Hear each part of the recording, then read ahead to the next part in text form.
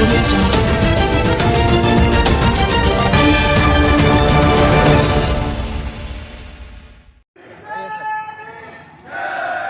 Bhim sir. आज हमारे sir Umesh Singh Gautam ji समता सैनिक दल के राष्ट्रीय अध्यक्ष हमारे बीच पधार रहे हैं। एक मिनट सर, एक मिनट।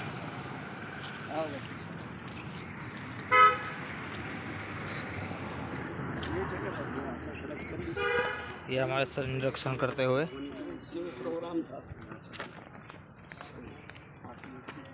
आइएगा सर।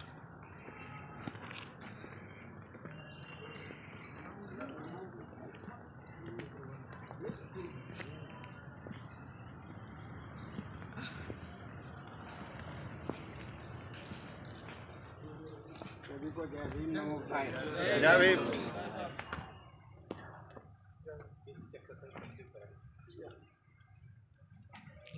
राष्ट्रीय अध्यक्ष उमेश सिंह गौतम जी। भीम आवाज इतनी निकलनी चाहिए कि जो विकास नगर सदरलाबाद साला नगर में गूंजे इतनी तेज। आप लोगों से ज्यादा जो ना मेरी आवाज निकल रही है। जय भीम, जय भीम, जय भीम, जय भारत, जय भारत, जय भारत। समता सैनिक दल, समता सैनिक दल, समता सैनिक दल।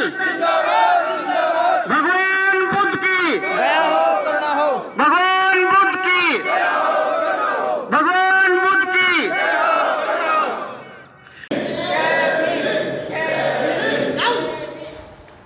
दोबारा फिर करेंगे, एक साथ बोलेंगे। सैनिक सलाम, जय भीम, जय भीम, जय भीम। डाउन। फिर दोबारा बोलेंगे। सैनिक सलाम, जय भीम, जय भीम, जय भीम। डाउन। अब ये लाइन इधर मुंह कर लें, इधर। ठीक है, मेरे साथ बोलेंगे आप। परम पूज्य बाबा साहेब डॉक्टर बी.आर. अम्बेडकर द्वारा स्थापित भारतीय संविधान को साक्षी मानते हुए उन्हीं के द्वारा स्थापित समता सैनिक दल का सैनिक होने के नाते पूरे दुनिया में मैत्री, भाईचारा, जाति विहीन, वर्ग विहीन, न्यायपूर्ण समाज के लिए कार्य करेंगे। तथागत बुद्ध की करुणा, शांति, भाईचारे को दुनिया में स्थापित करेंगे। भारतीय संविधान के जो भी कार्य करेंगे उसका हम विरोध करेंगे। दोबारा भी सख्ती से विरोध करेंगे। हम समता सैनिक दल के सभी सैनिक दोबारा से संकल्प करते हैं। दोबारा से संकल्प करते। धन्यवाद। डाउन कर लेंगे। समता सैनिक दल की संज्ञान लगते हुए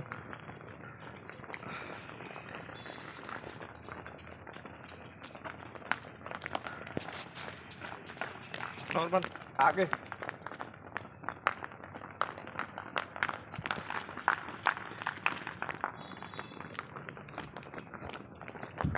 सावधान। 3 स्टेप में नंबर 1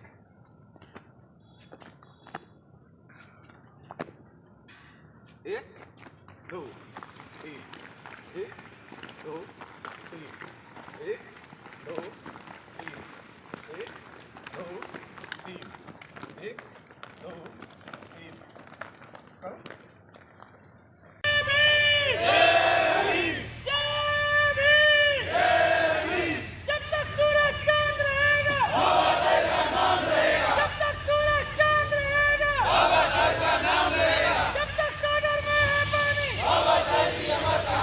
जब तक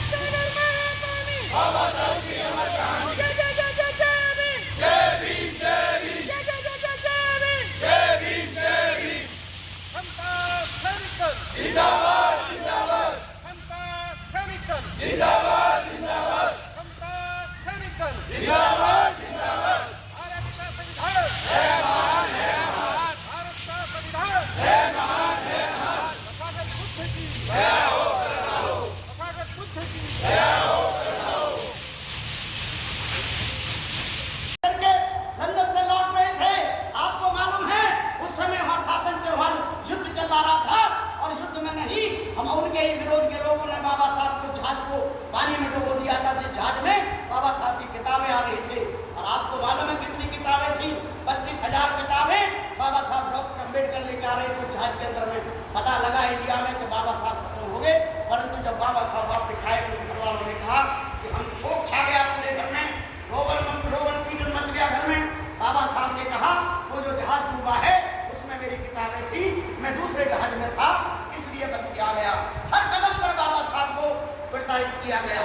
जब जिस समय गांधी लंदन कॉन्फ्रेंस के अंदर में आपके लिए करोड़ों करोड़ों अछूतों के लिए, दलितों के लिए, पिछड़ों के लिए, महिलाओं के लिए वो जब जंग लड़ रहे थे पूरे लंदन कॉन्फ्रेंस के अंदर में, जहां संसार भर के नेता थे, संसार थे, बड़े से बड़े काबिल लोग थे, इंडिया में तो ढूंढने से नहीं मिल सकता ऐसे ऐसे लोग थे उस लंदन कॉन्फ्रेंस में। परंतु बाबा साहब डॉक्टर अम्बेडकर ने सबको परास्त कर दिया। उन्होंने कहा मेरा जो समाज है, जिस समाज में मैं पैदा हुआ हूँ, उस समाज के लोगों को यहाँ कुत्ता बिल्ली को भी सुला सकते, बिठा सकते, पर मेरे समाज को तो कोई बिठा भी नहीं सकता पास में, और वो थोड़ी बहुत संख्या में नहीं है। वो लंदन में जितनी भी संख्या है उससे 4 गुनी संख्या मेरे भाई बहनों की है। मुझे उन्हें अधिकार चाहिए। पहले भारत की आजादी मैं चाहता हूँ, भारत आजाद होना चाहिए, पक्षधर हूँ, परंतु भारत की आजादी से पहले जो गुलामों के भी गुलाम मेरे भाई बहन हैं उनको आजादी पहले चाहिए। कोई भाई करार ऐसी लड़ाई लड़ नहीं सकता। साथियों, गांधी तक को भी बाबा साहब डॉक्टर अम्बेडकर ने पछाड़ दिया था। सेकेंड जो गोल में सम्मेलन था सेकेंड 1932 में, जिसमें गांधी गए थे, क्योंकि पहले में गांधी नहीं बाबा साहब को बुलाया था, बाबा साहब ही गए थे, उसमें आपके अधिकार ले लिए थे। दूसरी में गांधी ने जब विरोध किया बाबा साहब की बात का, अभी एक हमारे साथी बोल रहे थे कि उस समय बात अंग्रेजों की नहीं थी, यही के लोगों की बात थी, जो इंडियन लोग थे, जो जातिवादी लोग थे।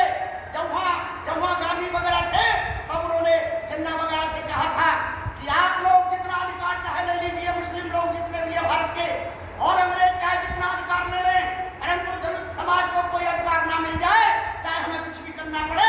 ये गांधी ने कहा था, किसी और ने नहीं कहा, तो मैं आपको बता रहा हूँ। और ये साहित्यिक बात है, प्रमाणिक बात है, ये ऐतिहासिक बात है। और जब वहाँ कोई पेश नहीं चली तो आपने सुना होगा नर्मदा जेल के अंदर में बाबा साहब के खिलाफ में गांधी जी ने मरण अनशन कर दिया था, और वो एक दिन का नहीं था, 2 दिन का नहीं था।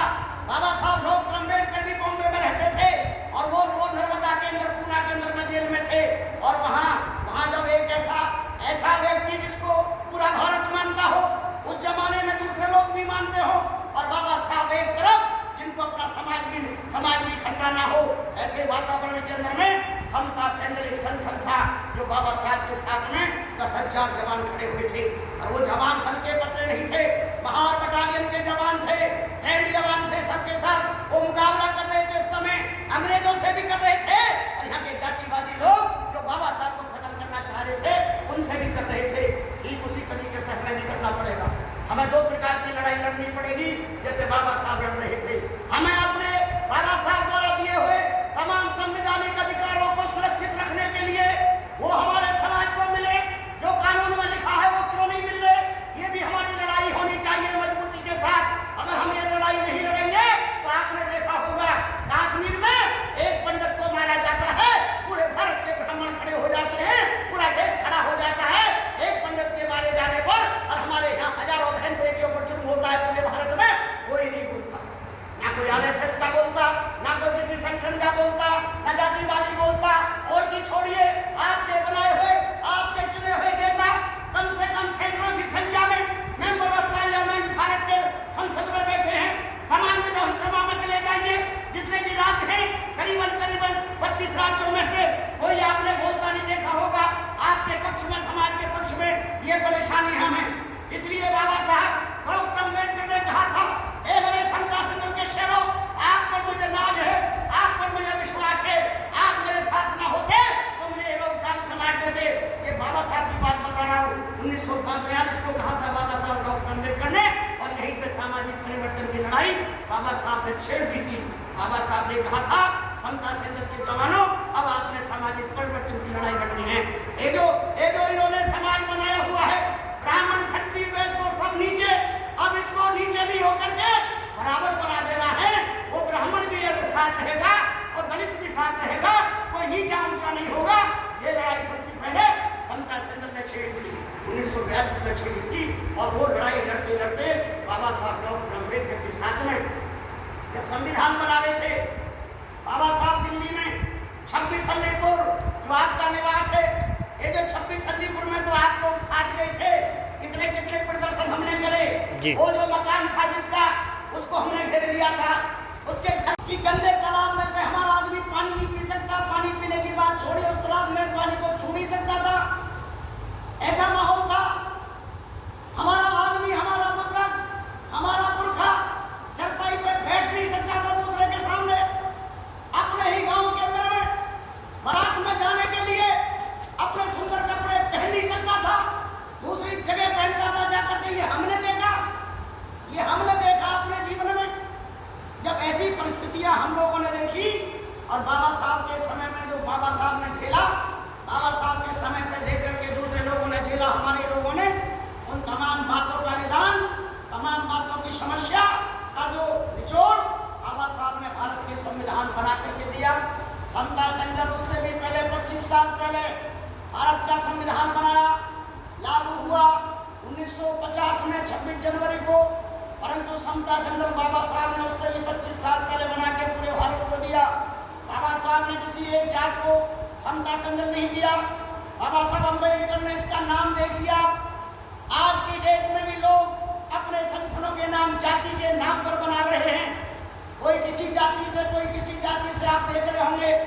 परंतु हमारे बाबा साहब अम्बेडकर, आपने समता सैंडल का नाम उस जमाने में जब पूरा करोड़ों ये समाज, जो मेहनत करने वाला समाज था, पूरे भारत के खेत से लेकर खलिहान से लेकर के तमाम प्रकार की बिल्डिंग से लेकर भारत की संसद भवन से लेकर के सुप्रीम कोर्ट से लेकर के रेल से लेकर रेल तक बनाने वाला समाज आपका ही समाज था, हमारा ही समाज था पूरे भारत में। तब भी था और आज भी है। परंतु जब इज्जत और सम्मान की बात आई तो उनको बार बार बेइज्जत करने का काम किया गया हमारे करोड़ों लोगों को। इसीलिए बाबा साहब डॉक्टर अम्बेडकर ने समता सैंडल की स्थापना की थी कि भारत के अंदर में बहुत सारी सेनाएं हैं। भारत के अंदर में अंग्रेजों की सेना थी, भारत में हिंदुओं की भी सेना थी, भारत में मुस्लिमों को भी सेना थी। अपने अपने ग्रुप के साथ में अपने अपने समाज को बचाने के लिए उनके पास तंत्र था, उनके पास ताकत थी, उनके पास इकोनॉमिक पावर थी, उनके राजा थे। आपने सुना होगा मुस्लिमों के भी राजा हुए, ईसाइयों के भी राजा हुए, और अंग्रेज तो खुद ही राजा थे। और इनमें से जो हिंदुओं में बने बैठे हैं ब्राह्मणवादी लोग, इनके तो हजारों राजे महाराजे हर गांव में राजा कहलाते थे उस जमाने में। हमारे बाबा साहब डॉक्टर अम्बेडकर, आपने तमाम उन राजा महाराजाओं से लिख करके भारत के संसद में ले लिया कि आप लोग साधारण आदमी की तरह, जो एक मेहतरानी का बेटा वोट देने का अधिकार रखता है, वही राजा अधिकार रखेगा। ये ताकत दे दी पूरे समाज के लिए। वो कोई एक जात को ताकत नहीं दी थी, वो केवल जाटव को ताकत नहीं दी थी, वो केवल वाल्मीकि को ताकत नहीं दी थी, वो तमाम शेड्यूल कास्ट के उन लोगों को जो हम सैकड़ों जातियों में बटे हुए हैं। क्या हमें एक नहीं होना चाहिए? क्या हमें आपस में बेटी रोटी के रिश्ते नहीं करने चाहिए? क्या हमें एक दूसरे के पास में जा करके हमें एक दूसरे से प्यार मोहब्बत कायम नहीं करना चाहिए? अगर हम लोग अच्छे लोग हैं, हम लोग कुछ ज्ञान रखते हैं, अरे तथागत बुद्ध ने तो दुनिया को एक करने का काम कर दिया। भारत को छोड़िए, Japan, Thailand, Lanka, Burma, Cambodia से चले जाइए, 88 देशों में आज भी बुद्ध को मानते हैं। बुद्ध कौन से जाति के थे कोई नहीं जानता दुनिया में, परंतु बुद्ध ने वो काम करके दिखाया जो संसार के लोग बुद्ध को मानने लगे। साथियों, चक्रवर्ती अशोक भी जो महान बने, वो बुद्ध की वजह से महान बने, क्योंकि उन्होंने बुद्ध को अपनाया था। जब तक वो बुद्ध को नहीं अपनाए हुए थे, तब तक उन्हें भारत में भी नहीं जानता था कोई।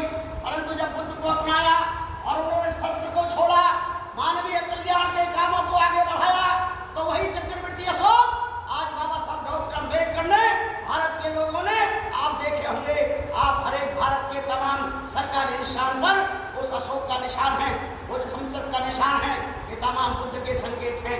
ये जो सरकार का जो नोट होता है, ये जो स्टैंप लगती है सरकार की, ये जो राष्ट्रपति बैठते हैं जहाँ पर, आपने देखा होगा वहाँ पर शेर का निशान है, वहाँ पर भारत सरकार का निशान भी हमारे बुद्ध के धम्म में से लिया गया है।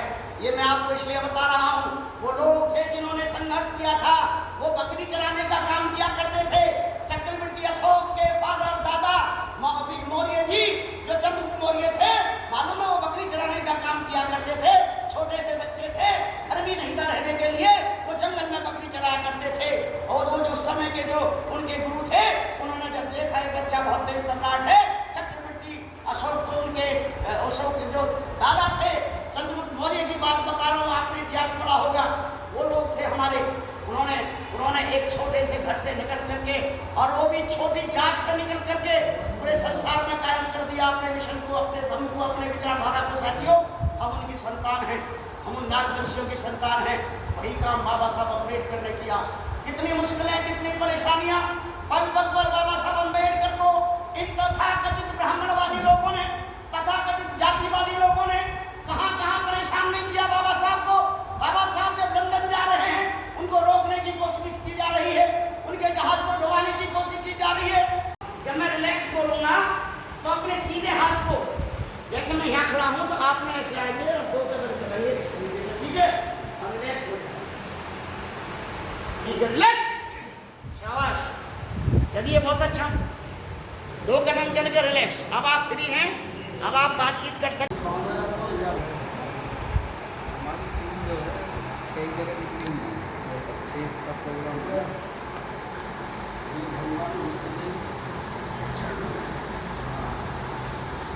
संविधान के निर्माता परम पूज्य बोधिसत्व बाबा साहब अम्बेडकर को कोटि कोटि बार नमन करता हूँ। शांति के अग्रदूत, दुनिया में समता, स्वतंत्रता, न्याय पर आधारित समाज का जो स्थापना किया, करुणा, भाईचारा स्थापित किया, न्याय पर आधारित सत्य को स्थापित करने वाले तथागत बुद्ध के चरणों में कोटि कोटि बार नमन करता हूँ।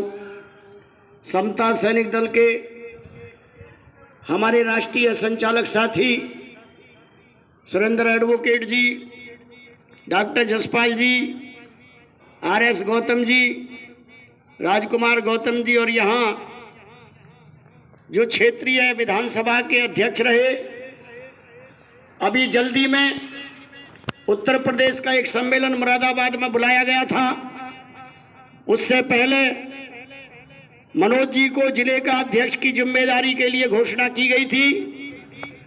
अब आप लोग तालियों से स्वागत करेंगे। मनोज जी जिला अध्यक्ष गाजियाबाद के रूप में हैं। आप तमाम साथियों में से मनोज जी के साथ में जो 21 लोगों की कार्यकारिणी पूरे जिला में होती है, जो सक्षम साथी हैं, समय दे सकें, लिखने का काम कर सकें, बोलने का काम कर सकें, और लोगों को इकट्ठा करने का जिन लोगों में क्षमता है, समझ है, ऐसे साथी इनके साथ मिलकर के पूरे जिले में समता सैनिक को स्थापित करने का काम करें। इसके लिए आप तैयार हैं? Yes sir. तैयार हैं आप? Yes sir. जोर से बोलिए, तैयार हैं? क्योंकि समता सैनिक दल पूरे भारत में बाबा साहब डॉक्टर अम्बेडकर जी के नेतृत्व में, जब इस भारत के अंदर में वो समाज जो देश का निर्माण, तमाम व्यवस्थाओं के निर्माता के रूप में काम करने वाला करोड़ों की संख्या में समाज रहा, परंतु अधिकारों की जहां बात है, मान और सम्मान की जहां बात है, वहां जानवर से भी बदतर जिंदगी जीने के लिए मजबूर किया गया। जिस समाज ने इतिहास रचे, रविदास जी के रूप में, कबीरदास जी के रूप में, महात्मा ज्योतिराव फूले के रूप में, संत चोखा मेला के रूप में, एकलव्य से लेकर के अब्दुल हमीद से लेकर के बड़े बड़े महापुरुष इसी समाज में हुए।